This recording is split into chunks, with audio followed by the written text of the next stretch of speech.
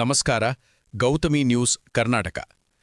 ಇಂದು ಜಮಖಂಡಿಯ ಪ್ರತಿಷ್ಠಿತ ಶಿಕ್ಷಣ ಸಂಸ್ಥೆಯಾದ ಜ್ಞಾನಗಂಗೋತ್ರಿ ಶಾಲೆಯಲ್ಲಿ 2024-25ನೇ ಸಾಲಿನಲ್ಲಿ NMMS ಪರೀಕ್ಷೆಯಲ್ಲಿ ಪಾಸಾಗಿ ತಾಲೂಕಿಗೆ ಕೀರ್ತಿ ತಂದ ಜಮಖಂಡಿ ತಾಲೂಕಿನ ಎಲ್ಲ ವಿದ್ಯಾರ್ಥಿಗಳನ್ನು ಸನ್ಮಾನಿಸುವ ಕಾರ್ಯಕ್ರಮ ಜರುಗಿತು. ಈ ಕಾರ್ಯಕ್ರಮದಲ್ಲಿ ಮಾನ್ಯ ಕ್ಷೇತ್ರ ಶಿಕ್ಷಣಾಧಿಕಾರಿಗಳು, ತಾಲೂಕಿನ NMMS ನೋಡಲು ಅಧಿಕಾರಿಗಳಾದ ಶ್ರೀಮತಿ ಸಮಿನಾ ಕೌಸರ್ ಮೇಡಂ ಅವರು, ಜಿಲ್ಲೆಯ ಶಿಕ್ಷಕ ಸಂಘದ ಅಧ್ಯಕ್ಷರು, BRPಗಳಾದ ಶ್ರೀ ಅವಟಿ ಸರ್ ಅವರು, ECOಗಳಾದ ಬೀಜಾಪುರ ಸರ್ ಹಾಗೂ ಚೌಹಾಣ್ ಗುರುಗಳು, ಅಕ್ಷರ ದಾಸೋಹದ ಅಧಿಕಾರಿಗಳಾದ ಶ್ರೀ ಕಲ್ಯಾಣಿ ಗುರುಗಳು ಹಾಜರಿದ್ದರು. ಈ ಕಾರ್ಯಕ್ರಮದಲ್ಲಿ ಮಾನ್ಯ ಕ್ಷೇತ್ರ ಶಿಕ್ಷಣಾಧಿಕಾರಿಗಳು ನಮ್ಮ ಶಾಲೆ ಕುರಿತು ತುಂಬಾ ಮೆಚ್ಚುಗೆ ಮಾತುಗಳನ್ನಾಡಿದರು. ಜೊತೆಗೆ ನಮ್ಮನ್ನು ಕೂಡ ಗೌರವಿಸಿದ್ದು ನಮಗೆ ಇನ್ನಷ್ಟು ಕೆಲಸ ಮಾಡುವಂತೆ ಪ್ರೇರೇಪಿಸಿತು. ವೇದಿಕೆ ಮೇಲೆ ತಮ್ಮ ಜೊತೆ ಗೌರವಿಸುವ ಕಾರ್ಯಕ್ರಮದಲ್ಲಿ ಪಾಲ್ಗೊಳ್ಳಲು ಅವಕಾಶ ಮಾಡಿಕೊಟ್ಟದ್ದು ನನಗೆ 100 ಮಡಿ ಖುಷಿ ಕೊಟ್ಟಿತು. 31-12-2025 ಈ ವರ್ಷದ ಕೊನೆ ದಿನ ನಮ್ಮ ಶಾಲೆಗೆ ಸಂದ ಗೌರವ ನನಗೆ ಇನ್ನಷ್ಟು ಖುಷಿ ನೀಡಿತು.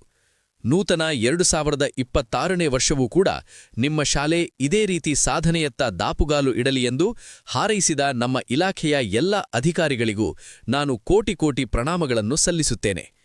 ನಾನು ಕಲಿತ ಶಾಲೆ ಸರ್ಕಾರಿ ಮಾದರಿ ಪ್ರಾಥಮಿಕ ಶಾಲೆಯ ಮಕ್ಕಳೇ ಇಡೀ ಜಿಲ್ಲೆಗೆ ಅತಿ ಹೆಚ್ಚು ವಿದ್ಯಾರ್ಥಿಗಳು, ಅಂದರೆ 8 ವಿದ್ಯಾರ್ಥಿಗಳು ಆಯ್ಕೆಯಾದ ಮಾದರಿ ಪ್ರಾಥಮಿಕ ಶಾಲೆ ಎಂದು ಹೇಳಲು ಹೆಮ್ಮೆಯೆನಿಸುತ್ತದೆ. ನಿರಂತರ ಸುದ್ದಿಗಾಗಿ ನೋಡ್ತಾ ಇರಿ ಗೌತಮಿ ನ್ಯೂಸ್.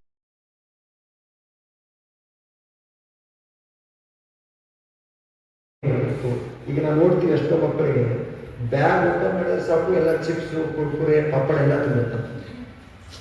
ಹೌದು, ನಿಮ್ಮ ಆರೋಗ್ಯ ಹಾಳಾಗುತ್ತೆ ಅಂದರೆ ನೀವು ಏನು ಓದಿ ಉಪಯೋಗ ಇಲ್ಲ.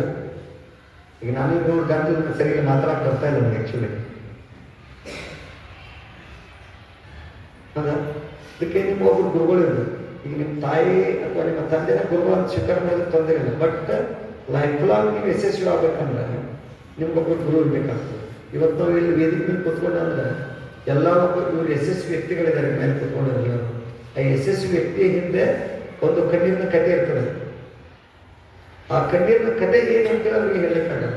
ಬಟ್ ಅವ್ರು ಎತ್ತಕ್ಕೆ ಬೆಳಿಬೇಕಾದ್ರೆ ಅದು ಹಂಗನೇ ಸುಮ್ಮನೆ ಬರಲ್ಲ. ಹಾಗೆ ಈಗ ನೀವು ಎಷ್ಟು ಪಾಸ್ ಆಗಬೇಕಾದ್ರೆ ಎಷ್ಟು ನಿದ್ದೆ ಕಳ್ಕೊಂಡಿರ್ತೀರಿ, ಏನೇನೇ ಕಳ್ಕೊಂಡಿರ್ತೀರಿ. ಪಾಪ ಜಾತ್ರೆ ಕಳ್ಕೊಂಡಿರ್ತೀರಿ, ಅಕ್ಕನ ಪರ್ಸನ್ ಕಳ್ಕೊಂಡಿರ್ತೀರಿ, ಕರ್ಕೊಂಡು ಬರೋದು ಕಳ್ಕೊಂಡಿರ್ತೀರಿ.